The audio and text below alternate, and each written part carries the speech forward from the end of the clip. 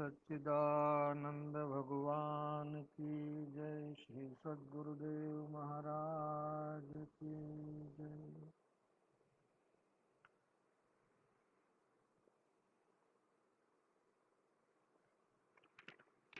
ओम स्वस्ति श्री गणेशाय नमः। श्री सरस्वत्यै नमः। ओम नमो भगवते वासुदेवाय। वंशी विभूषितकरान् नवनीरदाभात्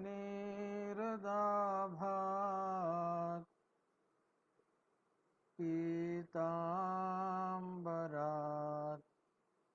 अरुणबिम्बफलाधरोष्ठात् पूर्णेन्दुसुन्दरमुखात् अरविन्दनेत्रात् कृष्णात् परं किमपि तत्त्वमहं न जाने। कृष्ण त्वदीयपदपङ्कजपञ्जरान्ते अद्यैव मे विशतु मानसराजहंसः। प्राणप्रयाणसमये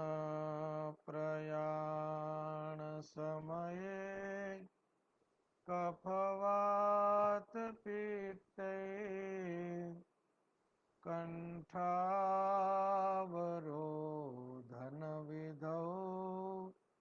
स्मरणं कुतस्ते।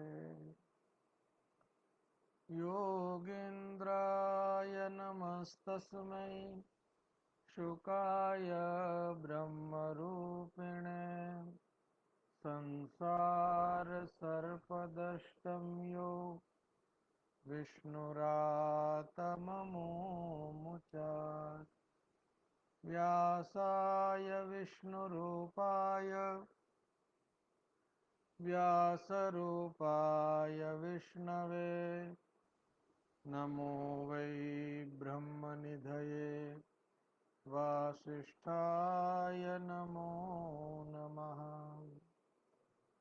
आचार्यचरणद्वन्द्वं भक्तिज्ञानाब्जभास्करं नमस्यामि मनः कर्म वाग्भिरन्तस्तमोपहम्। श्री गोवर्धननाथ की जय। श्याम सुंदर श्री यमुने महारानी की जय। श्री वल्लभाधीश की जय। श्री द्वारिकाधीश की जय। श्री सद्गुरु श्री ओम नमः पार्वती पतये हर हर महादेव।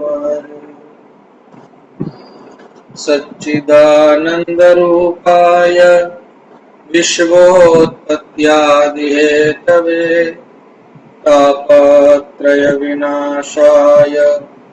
श्रीकृष्णाय वयं नमः।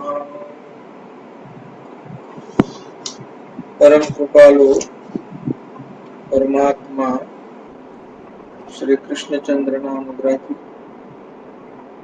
परम कृपालु भगवान सदाशिव श्री सोमनाथ महादेव ने अनुकंपा की श्री सोमनाथ संस्कृत यूनिवर्सिटी वेरावल गुजरात की ओर से आयोजित इस श्रीमद् भागवत व्याख्यान माला, इसमें हम श्रीमद् भागवत का श्रवण कर रहे हैं।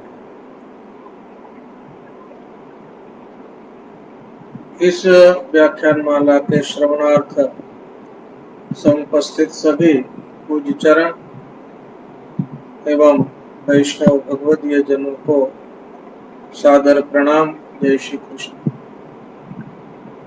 हम कल श्रीमद् भागवत के महात्म्य का दर्शन कर रहे थे।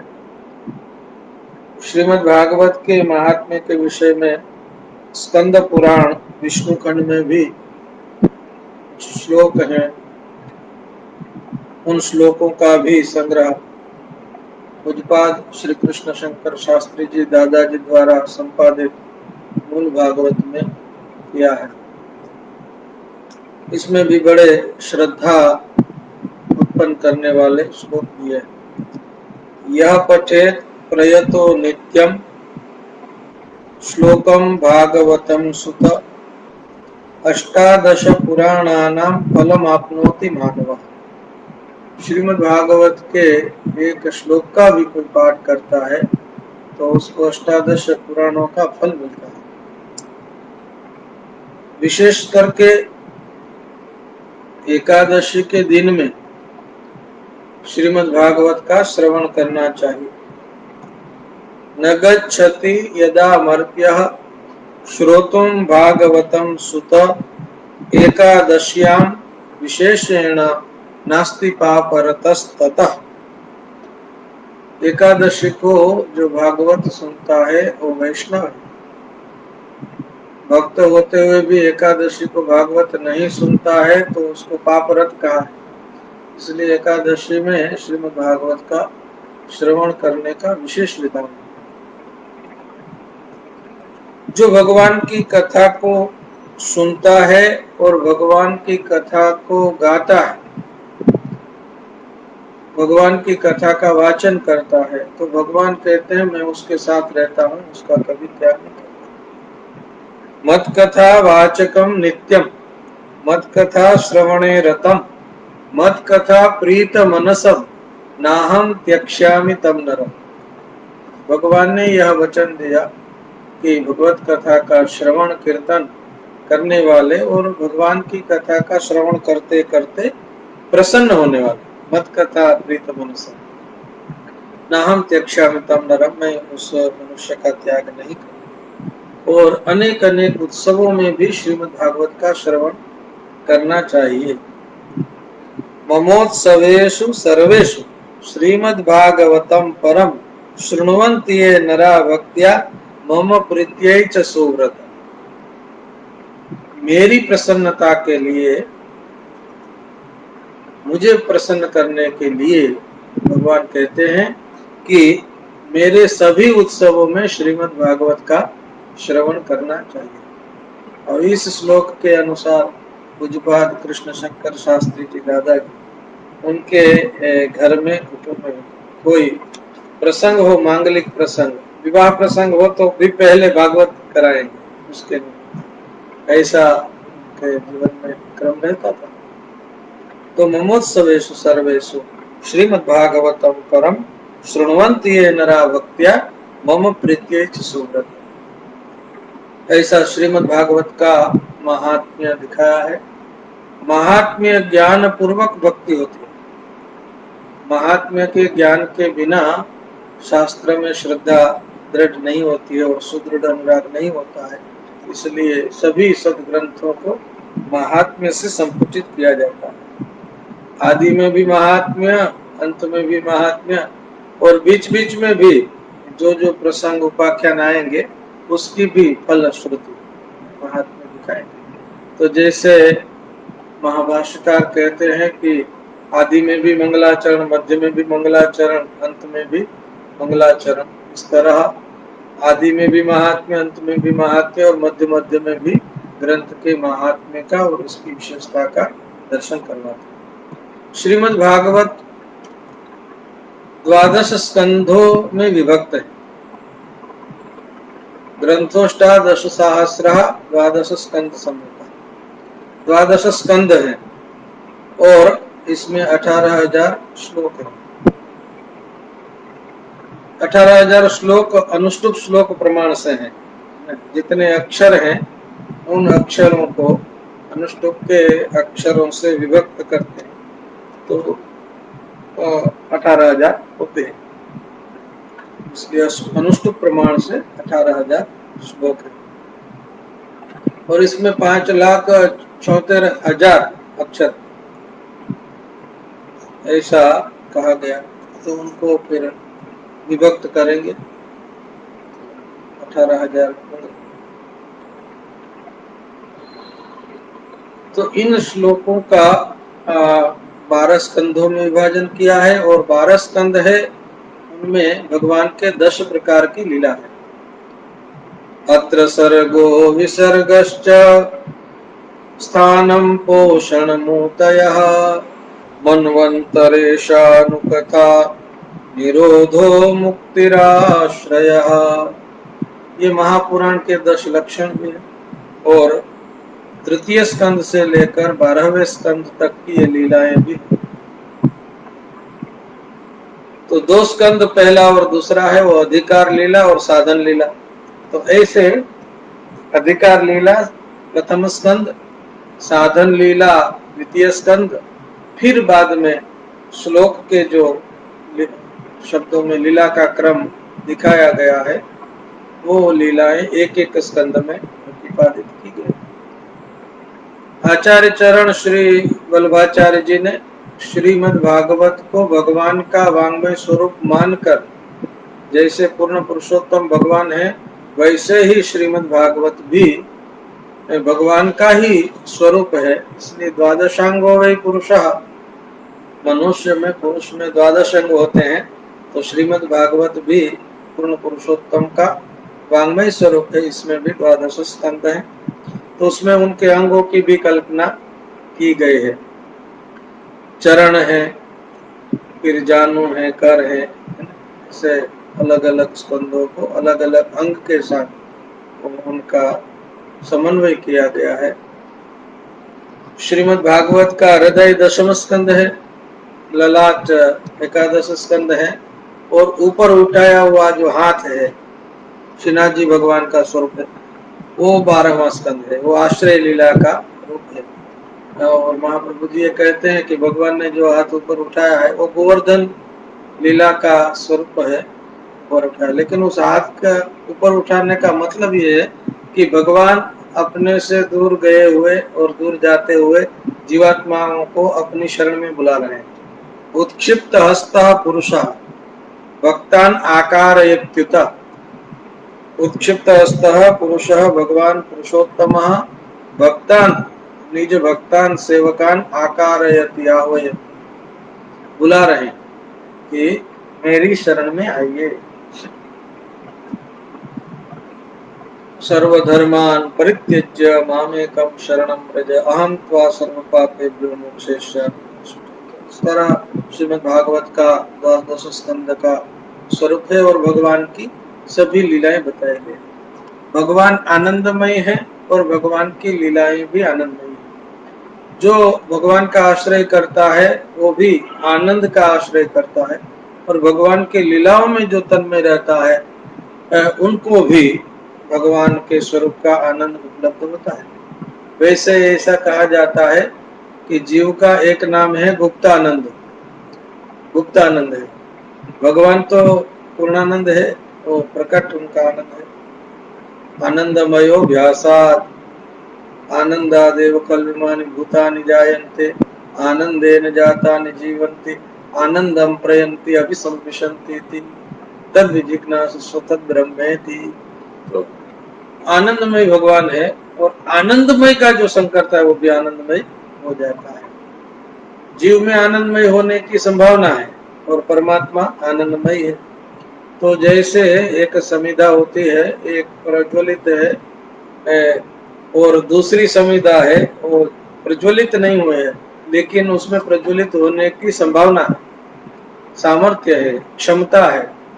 तो ये क्षमता का नाम ही जो है जिज्ञासा कहा गया है। और जो प्रज्वलित है, प्रकाशित है, उनका स्पर्श हो जाएगा, ये प्रकाशित हो जाते हैं। तो इस तरह से गुप्तानंद जीव जो है वो भगवद आश्रय करेगा तो उसका आनंद भी प्रकट हो जाएगा।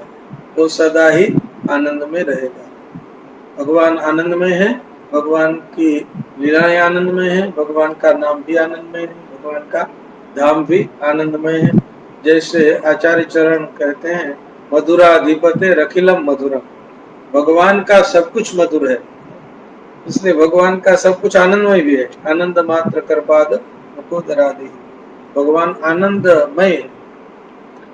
महाप्रभु जी आचार्य चरण वल्लभाचार्य जी इसका पूरे भागवत शास्त्र का अर्थ बताते हुए कहते हैं, आनंद से हरे लीला, भगवान आनंदमय है और कृपाशील है, करुणाशील है, इसलिए हरि भी नाम है भगवान का। हरि उसको कहते हैं जो भक्तों के दुखों का हरण करे, वो हरि। भक्त दुखानि हरति इति हरि, जो भक्त के दुखों का हरण करे, इसलिए हरि। और हरि का अर्थ एक ये भी है, जो हरा रंग जिसको बहुत पसंद है। वर्णो चैव हरित चेष्टा, हरित वर्ण भगवान को पसंद है, इसलिए भगवान को हरि कहते हैं। और हरित वर्ण भगवान को पसंद है, इसके पीछे भी ये भी रहस्य है कि हरित वर्ण है वो अद्वैत का स्वरूप। कैसे अद्वैत होगा?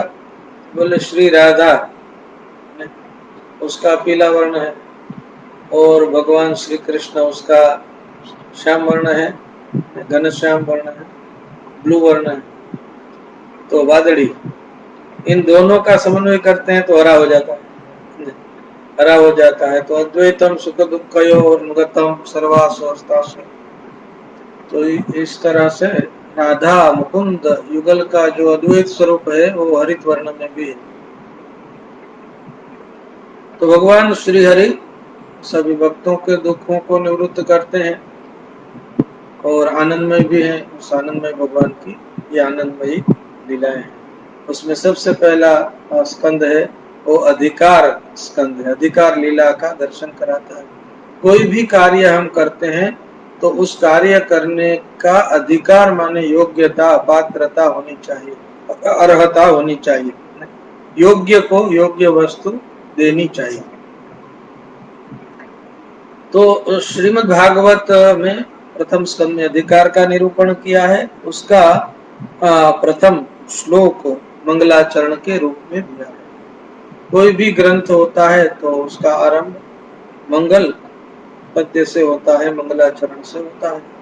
जैसे मंगलादीनि मंगल मध्यानि मंगलांतानि च शास्त्राणि प्रथन्ते वीर पुरुषकाणि भवन्ति आयुष्मत् पुरुषकाणां च अध्येतारश्च बुद्धि युक्ता यथा स्युः। ऐसा महाभाष्य में भगवान पतंजलि जी कहते हैं कि जिस शास्त्र के आदि मध्य अंत में मंगल किया गया हो उस शास्त्र का प्रचार प्रसार बहुत होता है और उसको पढ़ने वाले भी समृद्ध होते हैं, उनकी भी वृद्धि अभ्युदय होता है। इसलिए वृद्धि राधे ऐसा करके वृद्धि शब्द मंगलवाचक है। तो यहाँ भी श्रीमद् भागवत में मंगलाचरण का श्लोक लिखा है। जिसका आचरण मंगल हो उसको याद करना भी मंगल होता है। प्रहलाद नारद पराशर पुंडरीक व्यासांबरीश शुक शौनक भीष्म दाल्भ्यान, ऐसा कहके पुण्यानिमान परम भागवतान स्मरामि। परम भागवतों का प्रातः काल में स्मरण किया जाता है, भक्तों का स्मरण किया जाता है। तो मंगलमय जिसका आचरण है, मंगलमय जिसका वचन है, मंगलमय जिसका विचार है, ऐसे तत्व का, ऐसे पुरुष का, ऐसे परमात्मा का सुमिरन करने से, स्मरण करने से भी मंगल होता है। तो भगवान से कौन बढ़कर मंगल है? मंगलम भगवान विष्णु मंगलम गरुड़ध्वज मंगलम पुंडरीकाक्षो मंगलायतनम हरि। सारे मंगलों का आयतन भगवान है, उसका स्मरण करते हैं। और उसका स्मरण करते वक्त कोई विशेष नाम नहीं दिया, भगवान को परम सत्य स्वरूप समझकर उसका ध्यान करते हैं। हम भी इस पद्य का गान करेंगे। जन्माद्यस्य यतोऽन्वयादितरतः चार्थेष्वभिघ्नस्वराट् तेने ब्रह्महृदाय आदिकवये मुह्यन्ति यात्सूरया तेजो वारिमृदां यथा विनिमयो यत्र त्रिसर्गो मृषा धाम्ना स्वेन सदा निरस्तकुहकं सत्यं परं धीमहि सत्यं परं धीमहि। भगवान परम सत्य स्वरूप है, उसका हम ध्यान करते हैं। परम सत्य भगवान का ध्यान यहाँ प्रथम श्लोक में किया है। परम सत्य कौन है? पूर्ण पुरुषोत्तम भगवान परमात्मा परब्रह्म परम सत्य है। चालू। श्री गोवर्धन नाथ की। यहाँ क्रियापद है धीमहि, वयम धीमहि, हम सब ध्यान करते हैं।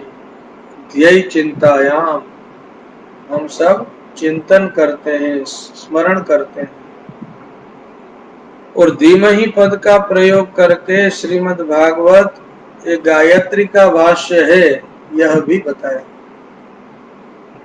गायत्री भाष्य का श्रीमद् भागवत में निरूपण।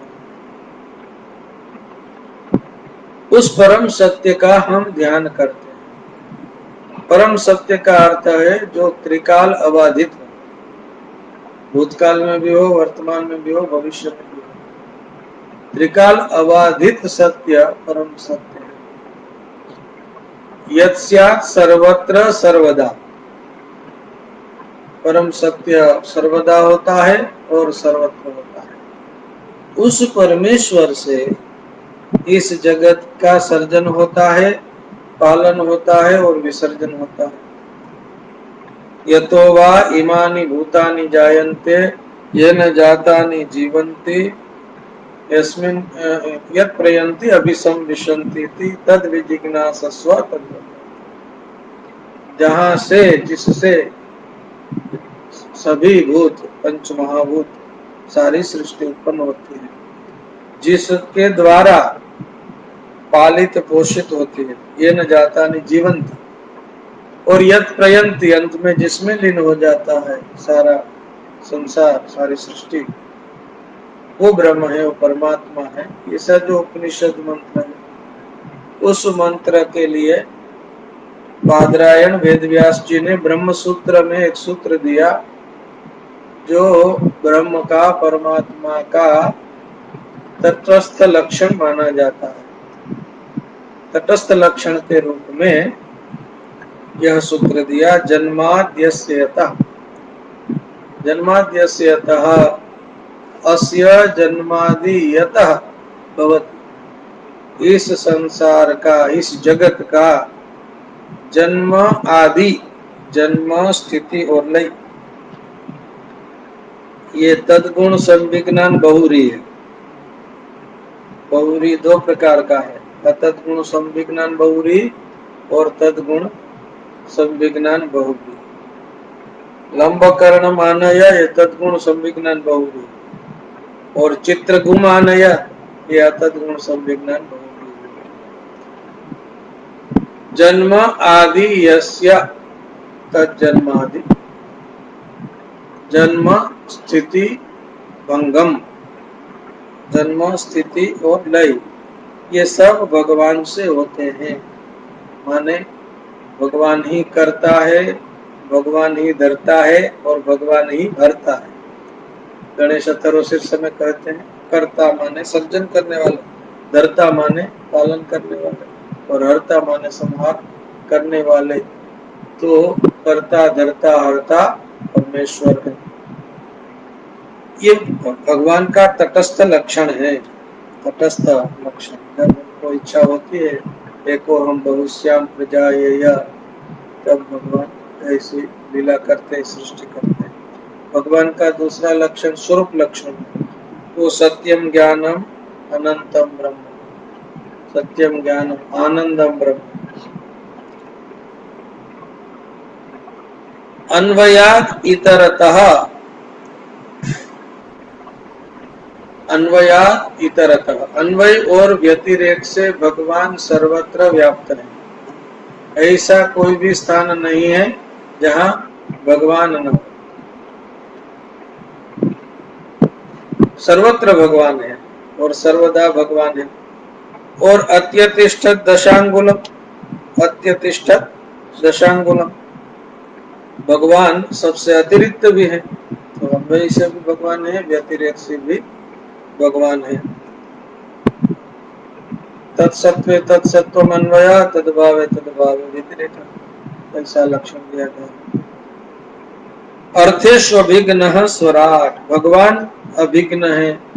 अर्थेषु अभिघ्नः, सभी कार्य करने में भगवान परम कुशल है। अनेक रूप से भगवान कर्म कुशल है। शिशुपाल वध में एक प्रसंग आता है मंत्रणा का, द्वितीय सर्ग शिशुपाल वध का है, मंत्र वर्णन का, मंत्रणा का सर्ग। उस समय दो निमंत्रण आए। एक युद्ध का निमंत्रण आया, जरासंध ने जिन राजाओं को कैद कर लिया था, उन्होंने विनंती पत्र, विनंती करके संदेश दिया था कि आप हमें जरासंध के कारावास से मुक्त कीजिए। और दूसरा युधिष्ठिर महाराज के राजसूय यज्ञ का निमंत्रण आया था। अब एक ही समय दो काम आ गए, तो क्या करना चाहिए? तो संदेह सती मंत्रणाम कुर्या, जो भी काम करना चाहिए तो मंत्रणा करके करना चाहिए। ज्ञात सारोपि खल्वेकः संदिग्धे कार्य वस्तुनि, सार को जानने वाला हो तब भी अकेला व्यक्ति है, वो जब निर्णय करता है तो उसके मन में संदेह रहता है। इसलिए संभूय, ऋग्वेद का तो आखिरी सूक्त में उपदेश है, संगच्छध्वम संवदध्वम, संगम करें, संवाद करें, और संवाद के बाद में एक मत से काम करें, सर्वानुमत से काम करें। सर्वानुमत के लिए सामंजस्य, सबका सामंजस्य हो, सबका मन माने, उस तरफ से हम कार्य करें। तो भगवान अकेले निर्णय नहीं करते, वो उद्धव जी और बलराम जी के साथ मंत्रणा करते हैं। और मंत्रणा करते वक्त भी भगवान छोटे भाई हैं, बलराम जी बड़े भाई हैं, और बलराम जी को प्रिय है युद्ध करना, इसलिए भगवान संक्षेप में अपना मत रखते हैं। वो कहते हैं कि युद्ध करने के लिए जाना चाहिए। उनको जाना नहीं युद्ध करने के लिए, पहले यज्ञ में जाना है, वाया यज्ञ होकर युद्ध में जाना है, लेकिन पहले अपना मत तो कहते हैं कि युद्ध में जाएंगे। यजताम पांडवः स्वर्गम अवत इंद्रस्तपत्पिना वयम अनाम दिशत सर्वः स्वार्थम समयते। तो ऐसा करके उस संक्षेप में भगवान ने अपना मत दिया। तो मंत्रणा करके जो करना था वही किया ने? लेकिन बलराम जी को भी राजी कर लिया, उद्धव जी को भी राजी कर लिया और अपना मत कर लिया। अर्थेश अभिघ्न, सारे अर्थों में भगवान समर्थ है, सक्षम है। और स्वराट है, स्वराट के तो कई अर्थ ये है। भगवान स्वराट है, सबके भीतर प्रकाशमान हो रहे हैं। हम सबके भीतर भी उसी पूर्ण पुरुषोत्तम परमात्मा का प्रकाश है। उसी परमात्मा के प्रकाश से सारा विश्व भी प्रकाशित हो रहा है। तो स्वस्मिन् राजते इति स्वराट, स्वेन राजते इति स्वराट। भगवान को प्रकाश के लिए किसी के ऊपर आश्रय नहीं करना पड़ता है, भगवान से सब कुछ प्रकाशित होता है। सूर्य, चंद्र, अग्नि, ये सब भगवान के प्रकाश से प्रकाशित होते हैं। तो ऐसे भगवान स्वराट है। भगवान के दो रूप है, एक स्वराट और एक विराट। द्वितीय स्कंद में दो प्रकार के ध्यान बताते हैं। स्वराट ध्यान, अपने भीतर भगवान का ध्यान करना, चिंतन करना, और विराट ध्यान, बाहर भगवान का विश्व में दर्शन करना।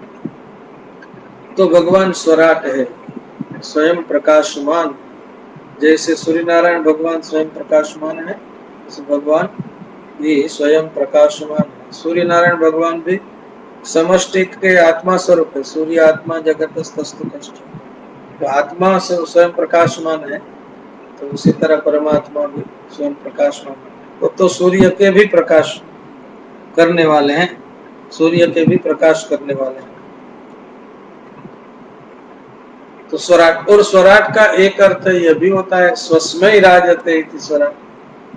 जो अपने भक्त हैं उनका दुख दूर करने के लिए भगवान स्वयं अवतार धारण करके प्रकट होते हैं पृथ्वी पर, भूलोक पर। इसलिए स्वस्मय अथवा स्वेभ्यः राजते प्रकाशते अवतारं गृहीत्वा प्रकटो भवति। तो ऐसे भगवान तेने ब्रह्म हृदय आदि कवये, आदि कवि ब्रह्मा जी, आदि कवि ब्रह्मा जी।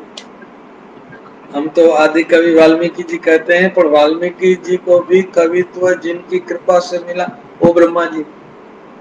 तो यहाँ ब्रह्मा जी के लिए आदि कवि, और ब्रह्मा जी ने सबसे पहले भगवान का दर्शन किया, हजारों वर्ष तक तप किया। सृष्टि की रचना करनी थी, दृष्टि नहीं मिल रही थी।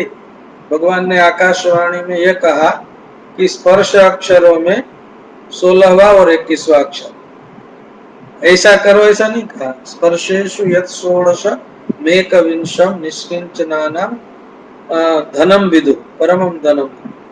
तो जो परम धन है निष्किंचनों का, वह स्पर्श अक्षरों में 16वां और 21वां अक्षर।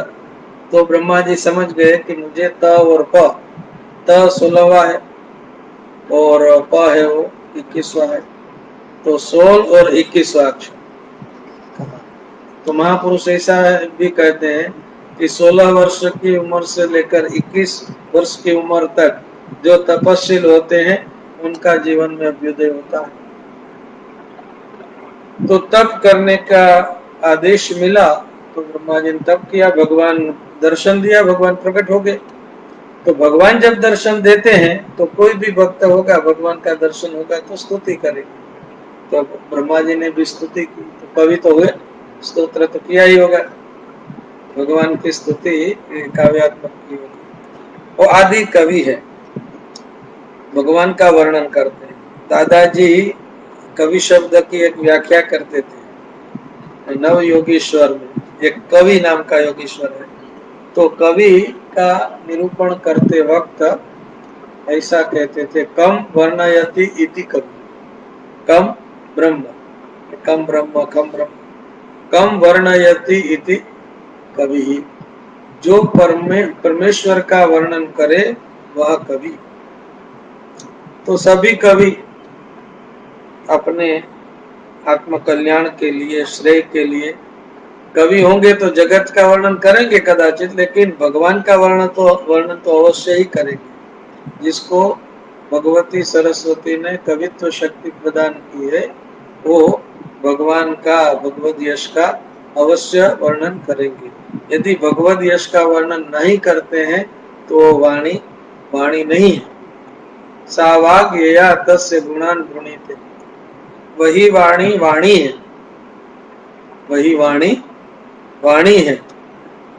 तो ये अर्थांतर संक्रमित ध्वनि, रवि किरणानुगृहीतानि भवन्ति कमलानि कमलान। कमल तब कमल होते हैं जब उसके ऊपर सूरज के किरण पड़ते हैं, सूरज के किरणों का अनुग्रह होता है। तो वाणी वो वाणी है जो भगवान के यश का, गुणों का गान करे। तो ब्रह्मा जी भगवत यश का गान करते हैं, इसलिए कवि। आदि कवि ब्रह्मा जी को भगवान ने वेदों का ज्ञान दिया। तेने ब्रह्मा,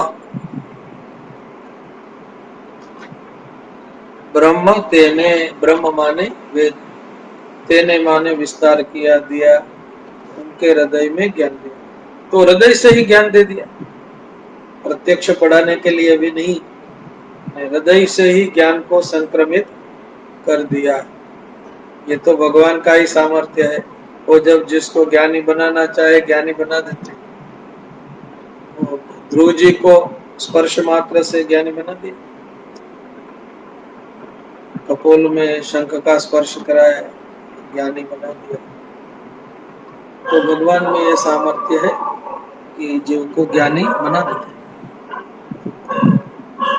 मुह्यन्ति यत् सूरयः, जो वेदों का ज्ञान, जो वेद ऐसे हैं, यत् यस्मिन् सूरयः विद्वांसः अपि मुह्यन्ति, उसका अर्थ घटन तात्पर्य समझने में बड़े बड़े बुद्धिमान विद्वानों को भी भ्रम हो जाता है, मोह हो जाता है। ऐसा वेद का ज्ञान भगवान ने ब्रह्मा जी। तेजो वारि मृदाम यथा विनिमयो यत्र त्रिसर्गो मृषा, तेज में जल की बुद्धि, जल में स्थल की बुद्धि, ऐसा जो भ्रम होता है वो भ्रम त्रिसर्गः, त्रिसर्गः माने त्रयाणाम सर्गः, त्रिसर्गः सत्वगुण रजोगुण तमोगुण से बना हुआ यह सर्ग, वो जिसके अधिष्ठान में मृषा है। दोनों अर्थ लेते हैं, त्रिसर्गो मृषा और त्रिसर्गो अमृषा। त्रिसर्गो मृषा विसर्ग संधि करेंगे, त्रिसर्गः मृषा तो भी त्रिसर्गो मृषा बनेगा, और त्रिसर्गः अमृषा ऐसा करेंगे तब भी संधि हो जाएगी, और एंग पदांत अति वगैरह करके त्रिसर्ग अमृषा करते हैं। तो दोनों प्रकार के अर्थ लेते हैं। जो दार्शनिक जगत को मिथ्या मानते हैं उनका भी अर्थ आ जाएगा त्रिसर्गः मृषा, और जो जगत को सत्य मानते हैं उनका भी अर्थ आ जाएगा त्रिसर्गः अमृषा। दोनों प्रकार के समन्वय दर्शन कराया है। तेजो वारि मृदाम विनिमय यथा मृषा, तेज में पानी दिखना या पानी में स्थल का दर्शन होना, ये सब एक में दूसरे को देखते हैं, वो भ्रम है, पदार्थ का विनिमय हो जाता है। जो है वो नहीं दिखता है, जो नहीं है वो दिखता है। भगवान शंकराचार्य जी इसको कहते हैं अध्यास भाष्य में कि अतस्मिन् तद्बुद्धि ही, अतस्मिन् तद्बुद्धि ही, जो नहीं है उसमें वो दिखना है। रज्जु दिखता है सर्प, है सुक्ति दिखता है रजत, है मृग तृष्णिका दिखता है जल। तो जो नहीं है वो दिखाई देना, वो अन्यथा ज्ञान भ्रम है, अध्यास है। तो जैसे भ्रम होता है वो मिथ्या होता है, उसी तरह परमेश्वर के स्वरूप में त्रिसर्ग भी मृषा होता है। ऐसे अपने धाम से, अपने तेज से प्रकाशित होने वाले और समस्त कपट को, अंधकार को निवृत्त करने वाले परमात्मा को हम प्रणाम करते हैं। तो प्रथम श्लोक में सत्यम परम धीमहि कह के प्रणाम किया, और इस श्लोक के तो कई अर्थ महापुरुषों ने किए हैं, और उसमें श्री वंशीधर स्वामी जी उन्होंने इस आद्य पद्य का 100 अर्थ बताए हैं। आद्य पद्य व्याख्या शतक भागवत विद्यापीठ से ये ग्रंथ भी प्रकाशित हुआ है, जिसमें आद्य पद्य माने जन्माद्य से अतः इस पद्य के 100 अर्थ बताए। उसमें ओंकार परक अर्थ भी है, ब्रह्म परक अर्थ भी है, कृष्ण राम अलग अलग अवतार, गणेश सब। अब द्वितीय श्लोक है, उसमें श्रीमद् भागवत का प्रतिपाद्य विषय क्या है इत्यादि बताते हैं कि धर्म प्रोजित कैतवोत्र परमो, इस ग्रंथ में संतों के परम धर्म का निरूपण किया गया है। संतों का एक विशेषण दिया है, निर्मत्सराणाम। जो निर्मत्सर हो वह संत। मत्सर का कोशगत अर्थ है मत्सरोन्य शुभ द्वेष। दूसरे का शुभ होता हो, कल्याण होता हो, मंगल होता हो, उसको देखकर जिसके हृदय में द्वेष हो, ईर्ष्या हो, तो वो मत्सर है।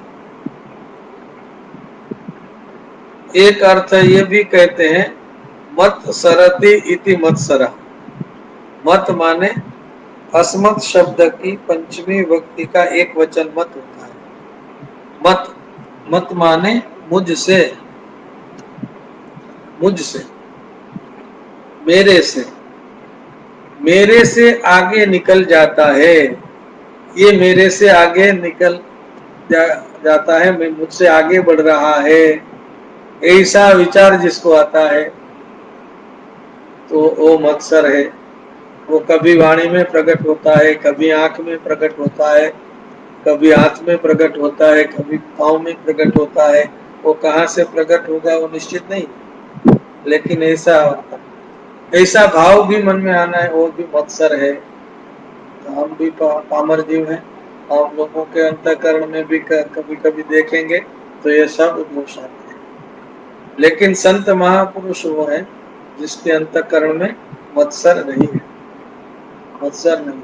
हम सबका भी लक्ष्य ये है कि हमारा अंतःकरण भी मत्सर मुक्त बने। मत्सर निर्मत्सराणाम सदा। जिसको सत को पाना है उसको निर्मत्सर होना पड़ता है, और निर्मत्सर होंगे तभी सत्व को प्राप्त करेंगे। ऐसे सत्पुरुषों का इसमें वर्णन है जिनके अंतःकरण में मत्सर नहीं, मात्सर्य भाव नहीं है। उनके धर्म में, परम धर्म में कहते हैं इनका परम धर्म है कैसा है, तो धर्म का एक विशेषण बताया, प्रोज्जित कैतवो धर्म। ऐसा धर्म जिसमें कपट न हो। कैतव, कैतव शब्द का कैतव शब्द बना है कितव शब्द से। कितवस्य भावः कर्म वा कैतव। कितव का भाव, कितव का भाव और कितव का कर्म वो कैतव है। कितव शब्द की व्युत्पत्ति भी अद्भुत करते हैं। किम तव इति यह वदति स कितव। तेरा है, ये तेरा है नहीं मेरा है। तो मैं और मोर तोरते माया, कितव धूर्ता, धूर्त व्यक्ति, धूर्त व्यक्ति। सबका है ऐसा मानना ये तो सद्भाव है, सब कुछ मेरा है ये मानना असद्भाव, दुर्जन है। धर्म प्रोज्जित कैतवोत्र परमः, इस श्रीमद् भागवत में संतों के परम धर्म बताए गए हैं।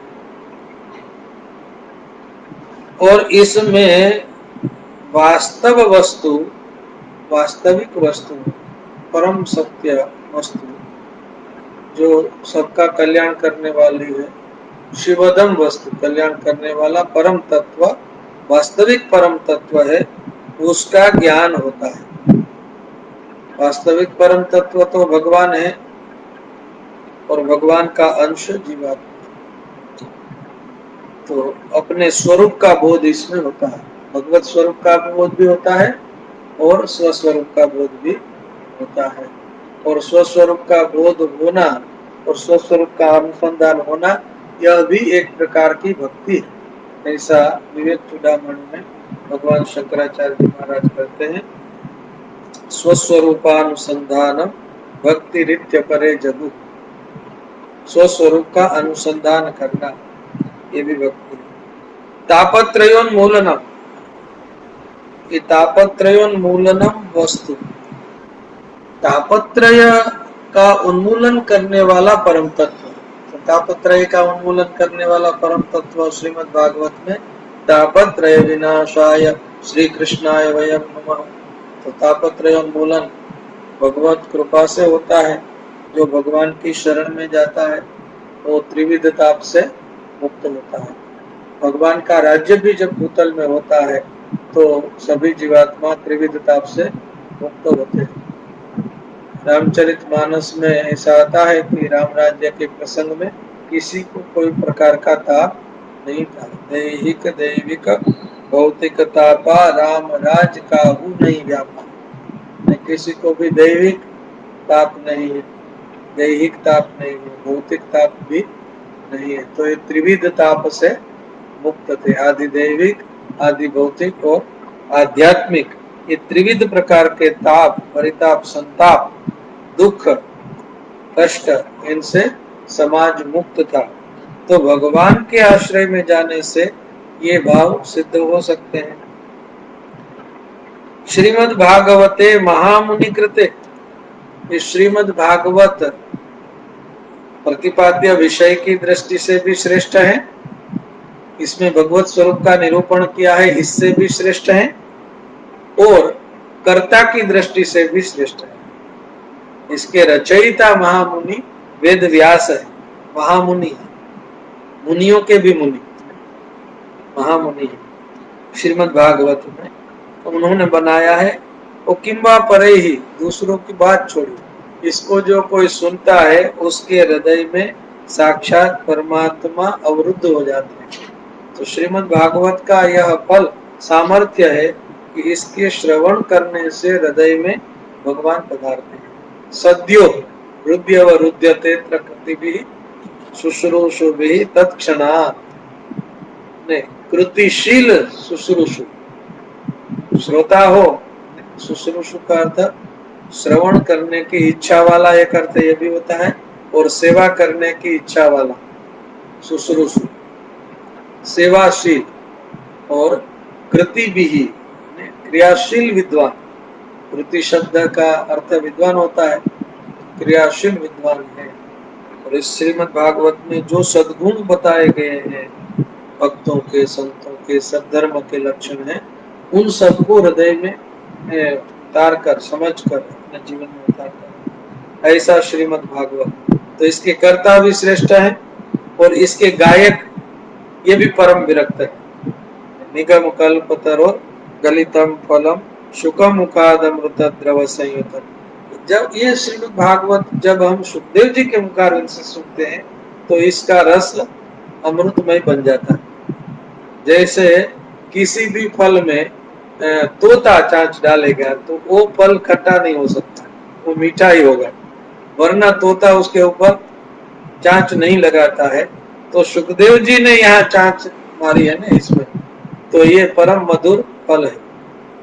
कोई भी फल जिसको सुख स्पर्श करता है वो मीठा ही होता है, और श्रीमद् भागवत को सुखदेव जी ने स्पर्श किया है।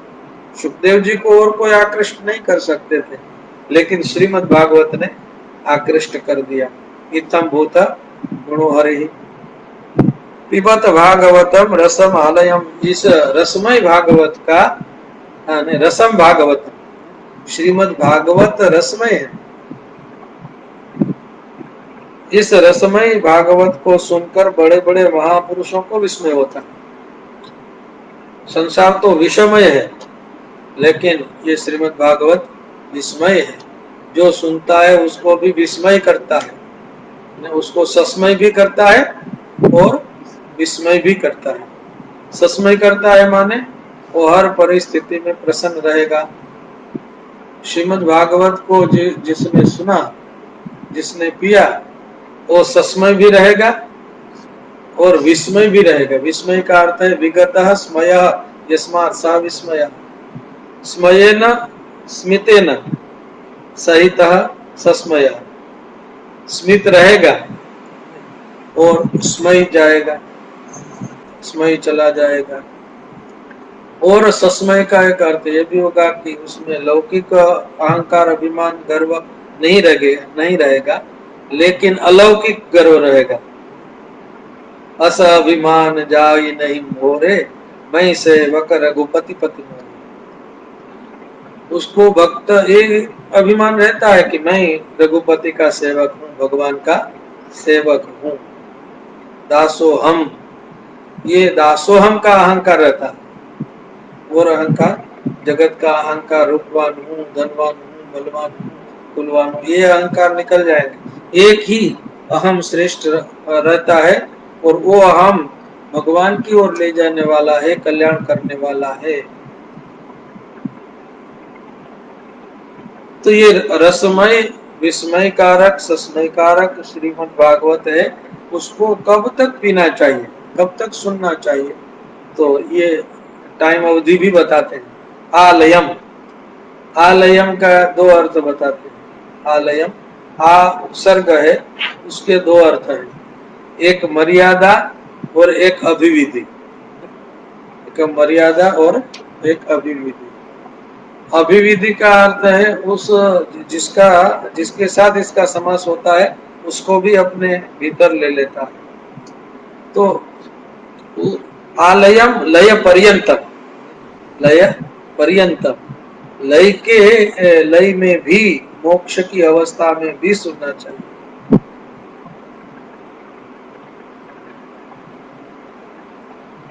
तो आलयम यहाँ अभिविधि अर्थक है।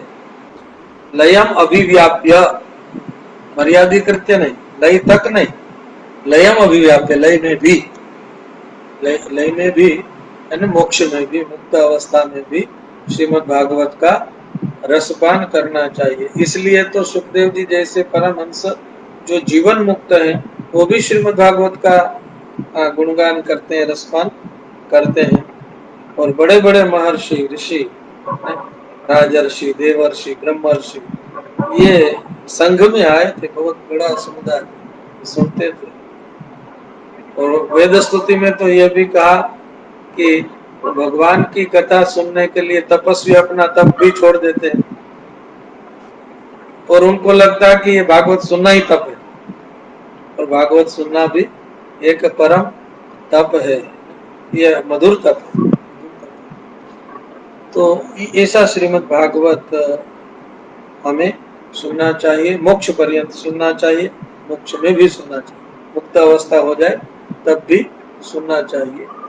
और मुहु रहो, कितनी बार सुना, एक बार, दो बार, तो क्या नहीं, मुहु शुरू किया, पूरा हुआ, फिर सुनकर। इसलिए भागवत की जो परंपरा है पारायण की, उसमें ऐसा होता है कि जिस दिन वक्ता भागवत की समाप्ति करता है न, भवे भवे यथा भक्ति पादे स्तव जायते तथा कुरुषु देवेशा नातस्तमनोयत नाम संकीर्तनम यस्य सर्व पाप प्रणाशनम प्रणामो दुख शमनः तम नमामि हरिम परम। कर दिया तो वहां पूरा नहीं करेंगे, फिर ये पूरा करने के बाद जन्माद्यस्य, तो ये एक श्लोक बोलेंगे। इसका मतलब है इसको पूरा नहीं करना। मोह एक पूरा हो गया, फिर शुरू किया, फिर पूरा हो गया, फिर शुरू किया। और मुहु रहो रसिका भुवि भाव का, इसमें रस भी है और भाव भी। रसिक को भी सुनना चाहिए और भावुक को भी सुनना चाहिए। साहित्य शास्त्र में रस और भाव दोनों होते हैं। तो रस में तो सारे भाव होते हैं, सारे भाव होते हैं तब रस बनता है। प्रपाणक रस न्यायाचर्य मानो रसो भवे, जैसे प्रपाणक में नींबू के शरबत में बहुत से रस डाले, उसमें पानी भी है, नींबू भी है, नमक भी है, चीनी भी है, मिश्री भी है, मरीचक भी है, मरी भी है, ये सब रहेगा। उसी तरह उसमें अदरक भी डालें, कुछ जितना जिसकी जितनी कला होगी उसमें डालें। तो अनेक भावों का मिश्रण जिसमें हो, विभाव, अनुभाव, संचारी भाव, सात्विक भाव, स्थायी भाव, इन सब का सम्मिश्रण होकर रस बनता है। तो रस का भी अनुभव होगा और 49 भाव साहित्य के कहे गए हैं उनका भी अनुभव इस भगवत लीला में होता है। नैमिषारण्य का स्थान है, शौनकादि ऋषि हैं। सत्रम स्वर्गाय लोकाय सहस्र सममासत, 1000 साल का सत्र उन्होंने आरंभ किया था, 1000 साल का। तो हम लोग भी अपना इतना आयुष्य हो तो जरूर करें। सहस्र समम आसव, 1000 वर्ष का सत्र किया था। और ऋषि मुनियों का आयुष्य दीर्घ होता है। ऋषयो दीर्घ संध्यत्वा दीर्घमायु रवापिरे, वो योगी होते थे, दीर्घ काल तक उपासना संध्या ध्यान धारणा करते थे, उनका आयुष्य भी लंबा होता था। तो एक दिन प्रातः काल में उन्होंने होम कर लिया। होम करने के बाद सब सत्संग के लिए आते हैं। तो एक धातु मुनयः प्रातर हुत हुताग्नयः, हुत हुत अग्नयः 2 बार कहा कि शाम का भी क्रम था, वो सुबह कर लिया साथ में, एक ऐसा भी अर्थ है। फिर सत्संग में जमावट हो जाए और फिर टाइम न मिले तो प्रातर हुत हुताग्नयः, ऐसे सब अपने नित्य कर्म से, नैमित्तिक कर्म से निवृत्त होकर, ये ऋषि मुनि वो कर्म भी छोड़ते नहीं, तो तीनों योगों का समन्वित उपासन करते हैं। ज्ञान योग, कर्म योग, भक्ति योग, सबका आश्रय करते हैं। तो सुत पुराणी मुनि उनके यहाँ आए हैं, पधारे हैं, तो उनका सत्कार किया। सत्कृतम सूतम आसीनम आदरात प्रप्रच्छु, जिसका सत्कार किया है वो बैठ गए हैं, स्वस्थ हो गए हैं। जैसे आगे तुरंत प्रश्न नहीं कर दिया, तो जिज्ञासा व्यक्त करने का भी क्रम, उनका सत्कार करें, अभिवादन करें, वो स्वस्थ होकर बैठे, फिर प्रश्न करें। और प्रश्न भी परीक्षा के लिए नहीं, आदरात, आदरात प्रश्न किया। तो कभी कभी प्रश्न परीक्षा के लिए भी होता है, तो परीक्षा के लिए जब प्रश्न हो तो उत्तर नहीं देना चाहिए। यहाँ तो आदर से प्रश्न किया है। ऋषियों ने जो प्रश्न किए हैं वो ये है कि त्वया खलु पुराणानि सेतिहासानि चानघ आख्यातान्यप्यधीतानि धर्मशास्त्राणि अन्यथा। आप इतिहास, पुराण, धर्म शास्त्र को जानते हैं। वेद व्यास महर्षि की आपके ऊपर बड़ी कृपा है, आप उनके स्निग्ध शिष्य हैं, और सद्गुरु स्निग्ध शिष्य को बिना पूछे भी गुह्य रहस्य बताते हैं। यदि स्निग्ध ना हो तो पूछने पर भी बताएंगे कि नहीं बताएंगे, निश्चित नहीं। ब्रूयुः स्निग्धस्य शिष्यस्य गुरवो गुह्यमप्युत। तो ये आपने वेदव्यास महर्षि से इतना सारा ज्ञान प्राप्त किया है, इतने ग्रंथ आपने सुने हैं, तो तत्र तत्र उन ग्रंथों में आपको क्या सार समझ में आया, आपने कौन सा सार ग्रहण किया, वो हमको बताइए। ऐसे आदर के साथ विनंती करके उन्होंने 6 प्रश्न पूछे। ऋषि मुनियों ने 6 प्रश्न पूछे। उसमें पहला प्रश्न था कि पुंसाम एकांततः श्रेयः। पहला प्रश्न है कि मनुष्य का, जीवात्मा का परम कल्याण क्या है, प्रथम प्रश्न ये है। और दूसरा प्रश्न था कि परम कल्याण का श्रेय का साधन क्या है, श्रेय क्या है और श्रेय का साधन क्या है, ये बताओ। भगवान श्री कृष्ण के अवतार का प्रयोजन क्या है, यह बताओ, ये तीसरा प्रश्न है। भगवान ने श्री कृष्ण अवतार धारण करके भगवान ने कौन से चरित्र किए, वो भगवत चरित्र विषयक चतुर्थ प्रश्न किया। और छठा प्रश्न किया कि भगवान ने और कितने कितने अवतार धारण किए, उसकी कथा क्या है, उसकी लीलाएं क्या है, तो ये पंचम प्रश्न किया। और छठा प्रश्न था कि कृष्णे स्वधामोपगते धर्म ज्ञानादिभिस्सह। भगवान योगेश्वर कृष्ण ये जब तक भूतल पर विराजमान होते हैं तो धर्म का कवच बनकर रहते हैं, लेकिन ब्रूहि योगेश्वरे कृष्णे ब्रह्मण्ये धर्मवर्मणि स्वाम काष्ठाम अधुनोपेते धर्मः कम शरणं गतः। छठा प्रश्न कि भगवान भूतल पर से विदा हो जाते हैं तो धर्म किसकी शरण में रहता है, ऐसा करके 23 श्लोकों में शौनक मुनि ने सूत पुराणी मुनि के समक्ष 6 प्रश्न रखे और 6 प्रश्न में परम श्रेय क्या है, श्रेय का साधन क्या है, श्री कृष्ण अवतार का प्रयोजन क्या है, श्री कृष्ण अवतार की लीलाएं चरित्र क्या है, भगवान के अन्य अवतारों की कथा क्या है, और भगवान के भूतल पर से विदा होने के बाद, स्वधाम गमन के बाद धर्म की रक्षा कौन करता है, धर्म कम शरणम गतः। ये 6 प्रश्न और 6 प्रश्नों के उत्तर में श्रीमद् भागवत कहा गया है। प्रश्न 6 12 स्कंद और इन 6 प्रश्नों का उत्तर है। तो पहले अध्याय को प्रश्नाध्याय कहते हैं और बाकी सारा श्रीमद् भागवत उत्तर के रूप में आप आगे श्रवण कराएंगे। तो हम लोग भी इतना रखते हैं। आप सभी पूज्य चरणों को प्रणाम करते हैं। सबको जय श्री कृष्ण और सच्चिदानंद भगवान की जय। श्री सद्गुरुदेव महाराज की जय।